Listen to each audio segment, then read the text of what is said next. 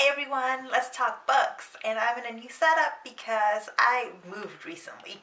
I want to share today some of the books that not some, all of the books that I've been reading in January.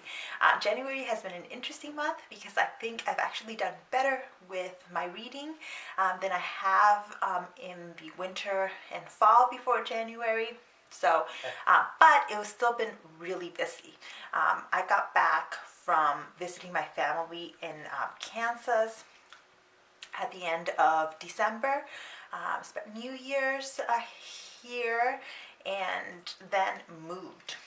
I've literally been packing and moving for most of January. So it's to the end of January now, and I'm looking back and I'm thinking, man, I've done a lot today. So it's actually a bit of a miracle that I've gotten as much reading done as I have. For some of you, this is going to be really light reading that I've done, but because I would have gotten more done if it hadn't been for all the moving, packing, and unpacking. It was really the packing and the unpacking to me that has taken up the most amount of time, and it's time in which you can't really do a whole lot of reading when you are in the middle of all the packing and unpacking. Most of my reading lately has also been at night, so I've been doing a lot of like ebook reading. That's how I've gotten a good chunk of reading in. So that's where I'm going to get started. So I don't have the physical book to show you on a lot of these because the reading was done actually on my phone or on my iPad. I've been using Overdrive and Kindle books because I got a free trial on Kindle Unlimited. So the first book that I want to talk about is the book that my book club read, and that was Halsey Street by Naima Coster. So this is the book that I would give 3 stars because it didn't grab me right away at the beginning, but it was a story that I ended up really liking. I would say that it's really a story about kind of relationships, especially a child's relationships with parents, because a lot of the story centers around our main character and her relationship with her dad. She has to move back to Halsey Street to where she grew up and where her dad lives because he's not doing well. Right? He's not doing well, and so Penelope moves back to New York to help out. Her mom has left her father and has gone back to the Dominican Republic, and so she basically kind of hates her mother. And so we learn a lot about their relationship and how they got to that point. We also get some chapters from her mother's perspective, which was really nice. Those were actually some of my favorite chapters because I didn't really like Penelope. I didn't like Penelope, and that was because I felt that she was judging her mother a bit too harshly. And I think something that I've learned in my relationship with my parents, and especially with my mother, is that your relationship with them changes when you begin to see them as human rather as like just mom and dad, right? So when I started realizing that my mom was a woman and a human being, I think that allowed me to deepen my relationship with her and to connect with her on new levels. But that's not something that everybody gets to experience, right? Not everyone gets to the point where they can see their parents from that point of view. And so I just felt like I was really understanding her mom and her mom's actions and not Penelope, our main character, at all. So for that reason, that's why I kind of took stars off of it. The story also kind of deals with some gentrification issues and what it means to be a woman of color and American and Dominican, and so some race is involved in there, and those are elements that I really also appreciated and connected with. But overall, I think because I didn't like Penelope, the story didn't 100% work for me. But the end got me, guys. Oh my God. When a book makes me emotional, when it makes me cry, I feel like it's done a lot of things right. So it did do a lot of things right, and it did I did connect with certain elements of the story. So that was Halsey Street. Then I really got into the In Death series. So I'd read the first In Death series by J.D. Robb or Nora Roberts. And that was months ago. And so I came back to it in January. And so I read the second book in January, which is Laurie in Death. So I'll put up the picture of it. And I really liked the second story here. In the first story, the main couple in the series kind of meet. There's some murder that brings them together.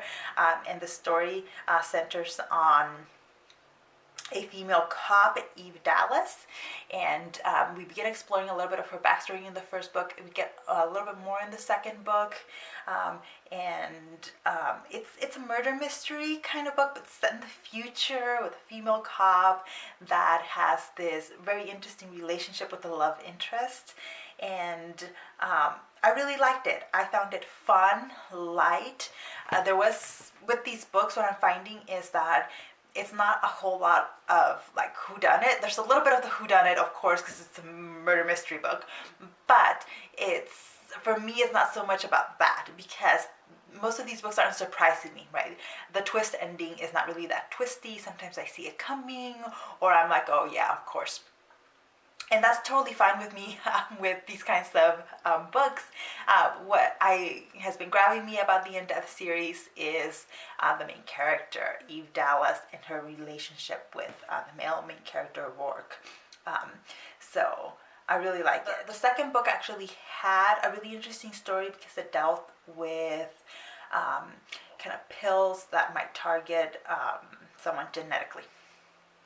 Then I moved on to the third book, which I could not find on an ebook out for free, like it wasn't through my library. So I went to my library and picked it up. It's called Immortal and Death. And that was the other one. Okay, so Immortal and Death deals with basically a new drug on the market that is leading to some murders. They fall in the lap of our main character, Eve Dallas, as she begins investigating them. In this one, I believe it's when someone connected to her is kind of suspected of having been the one to commit the murders, and so she's investigating and trying to clear her friend's name. This kind of delved even deeper into the relationship between our main character and her love interest, Rourke. They are married in this book, and we begin seeing them in married life and the complications that brings to their lives and how they're handling it. And maybe that's what's grabbing me about the In Death series, is that relationship that feels very real. It's not overly dramatic for no purpose. These people are learning how to communicate and how to live with each other in a very healthy, positive way. And I really like seeing that. The murder mystery thing was somewhat interesting here, but it honestly is not what grabs me the most out of the series, right? It's the main character and Eve and Rourke. So I'm making a nice dent here in the In Death series. There are tons of books in this series, so I don't know how far I'm going to delve into them, but I'm going to give it a shot, try to really delve into them. All right, so the next book that I finished in January is You by Caroline Kepnes. So this book I heard about from YouTube, and I don't remember exactly who it was that mentioned it and reviewed it in 2017, but I put it on my TBR, and then when I went to the library, I looked for it at the library, didn't find it in physical copy, but I checked on Overdrive, and my library did have it available on Overdrive, so I went ahead and read it there. And it's a story that grabbed me right from the beginning. If you're not familiar with it, it's about a young guy. We see everything through his eyes, and he's a stalker. Basically, the story is through the point of view of a stalker and how his obsession with this particular girl grows and what it leads to. Now, when I share this premise with like my book club, for example, because I was like, oh, maybe we should read this book, everybody was like, that sounds terrible. I don't want to read like a horror book or something from a stalker's point of view. And I totally get it. It sounds like a odd premise, but I like odd premises, and I really, really like this book because you find yourself kind of, you know, because you're hearing the internal logic that the stalker is going through, and you're like, yeah, some of this stuff makes sense. Some of the stuff is going too far, but it makes sense. And I actually liked the ending. Yeah, I'm kind of surprised at myself for having liked the ending, but I did really like it because I saw things from his point of view, right? I saw things from his point of view, and so the ending made a lot of sense to me. That's all I will say, because I think this is a book that if you're interested in the premise, you kind of want to go in and just immerse yourself in the story without knowing too much about it. So I believe that is it for the books that I finished, but there's also the books that I am currently reading. And I wanted to really quickly share those with you. I'm currently reading Time's Edge. This is book 2 in the Chronos Files series. This is by Risa Walker. And I read the first book, I think, years ago. Must have been around the time that it came out when I first read it. So now the whole series is complete. And I saw that my sister had it in her Goodreads list. So because I am doing... I'm doing a trial on Kindle Unlimited, and they had it available, so I went ahead and started reading it. So I'm about a third of the way through that one, and I'm really enjoying it. It's time travel, it's a young adult story, and I love those elements. So so far it's okay. I don't have any huge gripes with it thus far. And let's see. Okay, so the last book that I am currently reading, I'm listening to an audiobook because I just started work back up, and so I have a long commute. But I am reading or listening to Sandra Brown's Prime Time. So I'm not that far into it yet. At the very beginning, it has kind of grabbed my attention. It's kind of a love romance story, and so the first thing about romance novels is, okay, are you liking the main character? Do you like the way that the main character and the love interest met? And so far, that's been good for me. So anyways, I'll probably finish those in February, and we'll update you next month on what I thought on them. For now, that is it for me. Let me know if you have read these books, what you think, if you've ever read the In Death series, and what you like about it or what you don't like about it. But I will see you in the next one. Bye.